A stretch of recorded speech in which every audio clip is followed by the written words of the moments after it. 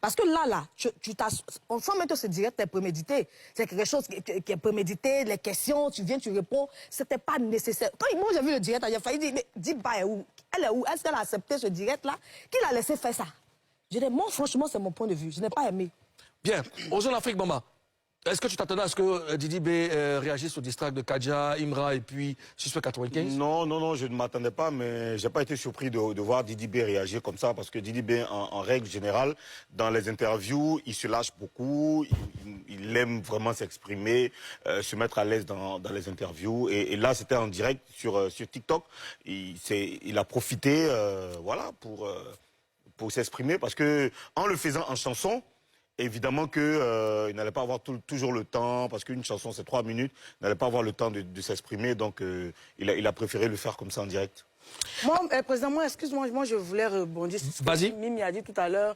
Tu sais que les artistes, là, Didi B n'est pas la première personne à faire un live sur TikTok ou monter dans un panel. Je crois qu'il y a des gens qui ont envie de le faire, comme il y a des gens qui n'ont pas envie de le faire. Mais là, je pense que pour quelqu'un qui a beaucoup plus de fans sur TikTok, parce qu'on voit que la plupart du temps, les influenceurs, les TikTokers prennent beaucoup la défense de Didi B. Il a beaucoup de supporters là-bas. Donc je pense que par moment, les fans ont envie de se rapprocher de l'artiste. Tu comprends? Donc souvent, on trouve un créneau. Il y a des gens qui prennent peut-être une salle comme ça, qui rencontrent leurs fans. Chacun a sa manière de faire. Peut-être c'est vrai, c'était prémédité, comme Mimi a dit, c'est vraiment prémédité parce qu'on ne va pas te mettre dans un panel sans que tu ne saches. On va t'appeler, ou bien l'artiste. Mais ça répond à quel besoin? Excuse-moi, ils vont t'appeler, ils vont dire l'artiste, viens monter dans un panel parce qu'on a des questions à te poser. Lui, il parle en tant qu'artiste. Par moment, ça arrive à des artistes de se rapprocher un peu des fans. Donc là, on lui pose des questions auxquelles il a répondu. C'est dans ce sens-là qu'il a fait sortir certaines... Bon, il est parti dans tous les sens, oui, mais je crois qu'il a voulu faire plaisir juste à ses fans, quoi. Le fait de monter dans un panel était nécessaire? Mais oui, mais il y a des stars qui rencontrent leurs fans dans des salles de fête, tu vois, à la plage, ils organisent des choses pour pouvoir être un peu en contact avec les fans. Voilà. Alors moi, je veux savoir, qu'est-ce qui a poussé Didi B à dire tout ce qu'il a dit? Est-ce qu'il était exaspéré, il était en colère? Pourquoi il a fait cette sortie? Je n'ai pas vu de colère, dans les dits de Didi B. Didi B, c'est le gars qui... Moi, j'ai vu la colère. Mais pourquoi, selon toi, il a fait cette sortie? Moi, j'ai pas vu de colère. Mais c'est ce que j'ai dit là. Il a fait cette sortie parce qu'on lui a posé des questions. Ce sont des questions qu'on lui a posées. Il a répondu. Mimi, selon toi, pourquoi il a fait cette sortie? Colère, il y avait un peu de colère, un peu exaspéré, parce qu'il faut être acculé pour pouvoir, pour accepter de venir dans un direct et essayer de s'expliquer. Quelque part, il était acculé, raison pour laquelle il a fait ce direct. Mais je réitère encore mes propos quand je dis que je ne suis pas d'accord avec ce direct. Ozone Afrique, Bamba, toi tu parlais de colère. Oui, je parlais de colère parce que les rires de Didi B dans le direct, c'était pas des rires vraiment sincères, hein. C'était des rires de colère. Tu sais, parfois, tu es tellement en colère que tu te mets à rire, tu vois. J'ai pas senti c'est pas des rires vraiment sincères, tu vois. Et je pense que il a choisi de faire ça. C'était non seulement parce qu'il était exaspéré, mais aussi parce qu'il avait besoin, comme je l'ai dit tout à l'heure, il avait besoin de s'exprimer. Une distract, ça ne dure pas 10 minutes, c'est juste quelques minutes. Et ça t'impose une certaine règle, une certaine formule que tu dois respecter. C'est juste 3 ou 4 minutes maximum. Il faut mettre tout ça, toute ta colère, toute ta rage. Il faut répondre à tout le monde. Alors qu'ici, tu peux faire 1 heure en direct en train de répondre à des questions, de dire, puis s'il y a une interactivité, les gens te posent des questions, tu réponds. C'est différent d'une distract. Donc, une manière pour lui de répondre à toutes ces distracts-là, de Kadja, Imra, Suspect, de tout le monde, de toutes les réactions. Pour toi, c'était gagnant en énergie d'aller dans un studio, faire une distract pour leur répondre? C'était mieux d'aller dans un panel? Oui, il a choisi. Oui, je ne sais pas si c'est mieux, mais c'est son choix, c'est ce qu'il a choisi de faire. Parce qu'aller en studio, ouais, bon, tu vas écrire ou pas, mais c'est juste quelques minutes, c'est trop court. Ici, il avait beaucoup de choses à dire. Il a décidé de le faire dans un panel. Mais tu voulais rebondir? J'ai écouté un peu le début du direct. Quand tu dis par exemple que si tu leur demandes, eux, mais ils vont même pas savoir pourquoi ils m'en veulent. Je sais pas. Ils n'ont pas la bonne version de... Ils m'en veulent, ils savent pas pourquoi ils m'en veulent. Mais à la limite, tu sais, c'est quelqu'un qui a un petit visage, même le son de sa voix, le ton de sa voix. Donc quand c'est comme ça fait... Moi, franchement, je sais pas comment t'expliquer. Comment un peu de... Il s'est victimisé. Voilà, un peu de... Non, pas victimisé. Pas qu'il s'est victimisé, mais il s'expliquait trop. Toi, pour toi, il devrait pas venir... Tu as l'habitude de combattre tes adversaires en chanson. là, tu te démystifies. Non, mais c'est pas la première fois que Didi B réagit. Bon, après, c'est son avis. Hein. Même si c'est pas la première fois, là, c'était trop carré. On prend telle personne. Qu'est-ce que tu penses de Kadja? On prend un suspect. Mais ça rime à quoi?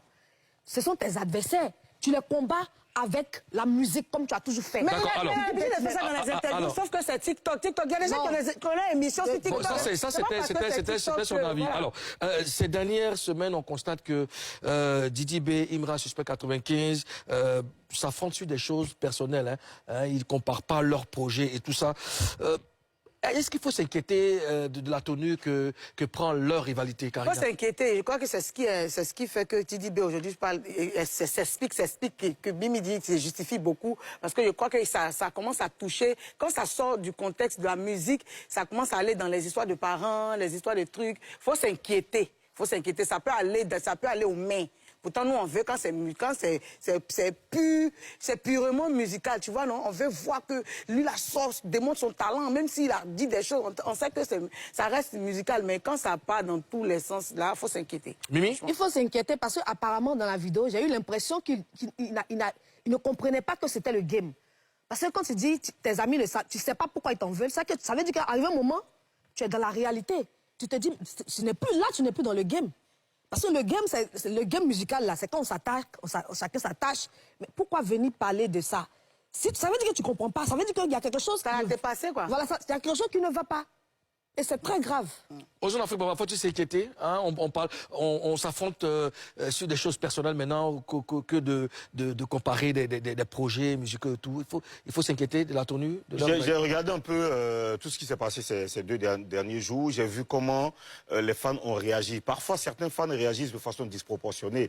Parfois, des fans pour faire des menaces sur les réseaux sociaux, en commentaire ou à travers des publications, ou même dans des inbox. Il y a certaines personnes qui ont reçu des messages de menaces inbox, clairement, et j'ai vu que c'est pas bien, parce que c'est clair que, c'est vrai, les artistes, eux, ils savent dans quoi ils sont. Les artistes, ils savent clairement dans quoi ils sont. Quand l'autre parle de... j'ai vu la réaction d'un membre de Pain Industries qui a réagi sur TikTok, simplement parce que Didi B avait mentionné justement ce live TikTok sa maman, qui est une dame merveilleuse, hein, que je connais bien, qui est une dame au grand cœur.